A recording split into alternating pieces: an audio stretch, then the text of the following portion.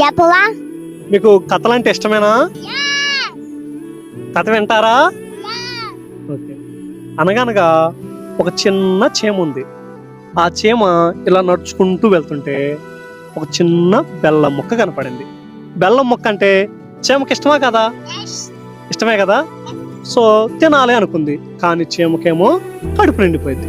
సరే ఇంటికి తీసుకెళ్ళి తిందాం అనుకుంది, కానీ బెల్లం ముక్కని ఆ చీమ మొయ్యలేదు. అందుకని చిన్నగా తోచుకుంటూ అలా వెళ్తా ఉంది. కొంత దూరం వెళ్ళాక చీమ చిన్నది కదా, అలుపొచ్చింది. అలుపొచ్చి పక్కన కూర్చుంది. దిగులు పడుతుంది, అయ్యో బెల్లం ముక్క మిస్ అవుతుందే అని.